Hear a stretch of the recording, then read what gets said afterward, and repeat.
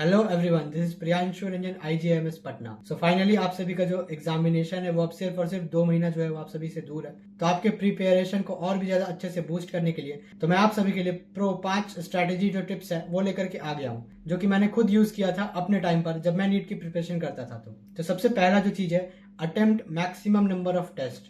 मतलब मैं आपको बता देता हूँ, आप जितना ज्यादा टेस्ट देंगे ना उतना ज्यादा आपके लिए बेटर होगा। सबसे फर्स्ट और सबसे इंपॉर्टेंट चीज है कि आपको जो टेस्ट है वो आपको देना है। ठीक, फॉर एग्जाम्पल आपका जो एग्जाम है वो 7 मई को है, ठीक है। तो अगर आप कल से भी अगर आप डेली एक एक टेस्ट पेपर को अटेम्प्ट करते हैं और जो टेस्ट पेपर का टाइमिंग रहेगा वो 2 से 5 ही रहेगा, तो आपका जो एक टेम्परामेंट होता है, मतलब आपका जो एक एग्जाम का जो मूड होता है वो ऑटोमेटिकली आपका 2 महीने से लगातार चला रहेगा और आप नीट के एग्जाम में बिल्कुल भी पैनिक नहीं करेंगे, क्योंकि आपका जो माइंड है वो खुद को अडॉप्ट कर लिया होगा आपका 2 से 5 को टाइम को लेकर के। जब मैं प्रिपरेशन करता था तो मैं क्या करता था, मैं 11 बजे ही जो है अपना लंच कर लेता था और उसके बाद से मैं 6-7 बजे के बाद ही कुछ खाता था। क्योंकि क्या होता है कि जब आप नीट के एग्जाम देने जाएंगे ना तो आपको सेंटर पर 2-3 घंटा पहले पहुंचना होता है। नीट का पेपर तो 2 बजे से है, तो आपको उसके लिए 10-11 बजे भी हो सकता है निकलना पड़ सकता है अपने घर से। इसलिए मैं आपको बोल रहा हूँ कि आपका जो टेम्परामेंट है उसको भी बनाना बहुत ज्यादा जरूरी है नीट एग्जाम के लिए। आप अपना जो पूरा शेड्यूल है लास्ट 2 महीना के लिए आपको थोड़ा सा रीशेड्यूल करना पड़ेगा according to the NEET exam. Second point ये है कि आप जो अपना टेस्ट देंगे उसका प्रॉपर एनालिसिस करना काफी ज्यादा इंपॉर्टेंट है। अगर आप टेस्ट का एनालिसिस नहीं करते हैं तो टेस्ट देना ही आपके लिए बेकार है, ठीक है। तो आपको टेस्ट पेपर का प्रॉपर एनालिसिस करना काफी ज्यादा जरूरी है। फॉर एग्जांपल मेरे साथ क्या होता था कि एक ही टाइप के क्वेश्चन है वो बार बार गलत हो रहे होते थे, ठीक है। तो जब से मैंने टेस्ट का एनालिसिस करना शुरू किया कि अगर ये क्वेश्चन मेरे से गलत हो रहा है तो क्यों गलत हो रहा है, क्या वो सिली मिस्टेक है, क्या वो कंसेप्चुअल मिस्टेक है, और उसके बाद मैं उसको जाकर के थ्योरी में पढ़ता था। फिजिक्स हो गया, केमिस्ट्री हो गया या बायोलॉजी हो गया, उसका थ्योरी जाकर के मैं पढ़ता था। और अगर मैं कोई फॉर्मूला मिस कर रहा था तो उसको मैं कॉपी में नोट डाउन करता था और उसको मैं टाइम टू टाइम रिवाइज भी करता था, ठीक है। तो टेस्ट का जो एनालिसिस है वो काफी ज्यादा इंपॉर्टेंट है आपका। फिजिक्स, केमिस्ट्री, बायोलॉजी तीनों के लिए इंपॉर्टेंट है। फिजिक्स में हो सकता है आप फॉर्मूला मिस करें, कोई कंसेप्ट मिस करें।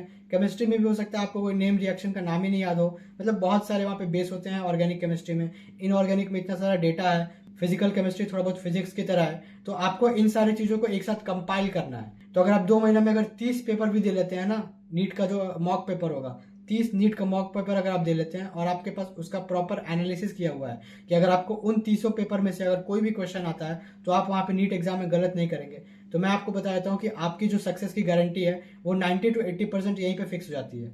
सबसे पहला कि आपको टेस्ट देना है, दूसरा कि आपको उसका प्रॉपर एनालिसिस करना है, उसके बाद जो तीसरा सबसे इंपॉर्टेंट चीज है वो आपका सिलेबस का कंप्लीट होना, ठीक है।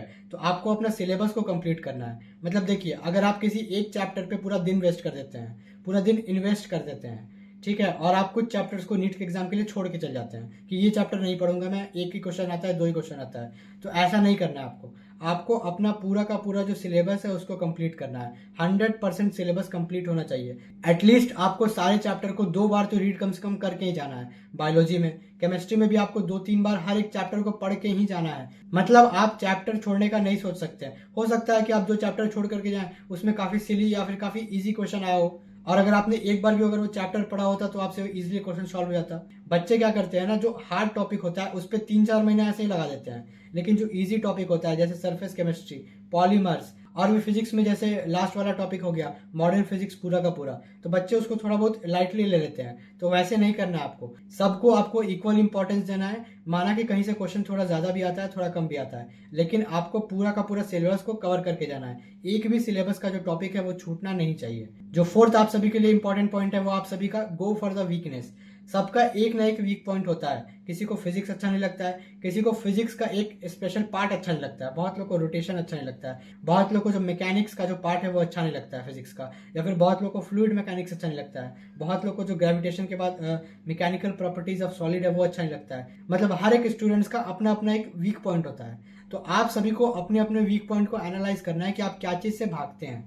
बहुत स्टूडेंट्स ऐसे क्या होते हैं, उन्हें फिजिक्स बहुत ज्यादा आता है लेकिन क्या करते हैं, वो बायोलॉजी रीड करने से भागते हैं। बायोलॉजी वो पढ़ते ही नहीं, अरे हो जाएगा, एग्जाम के एक दिन पहले कर लेंगे या फिर एग्जाम के 1 महीना पहले कर लेंगे। ऐसा नहीं होता है। आपका जो वीकनेस है आपको उसको आज ही करना है।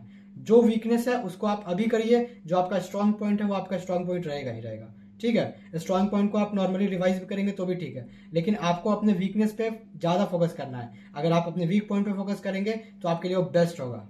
और जो फिफ्थ इंपॉर्टेंट पॉइंट है आप सभी के लिए, कि आप सभी को अपने अंदर खुद को कॉन्फिडेंट रखना है। मतलब आप अपना कॉन्फिडेंस नहीं लूज करिए। टेस्ट में आप जब भी आप टेस्ट देंगे तो आपका नंबर घटेगा, आपका नंबर बढ़ेगा।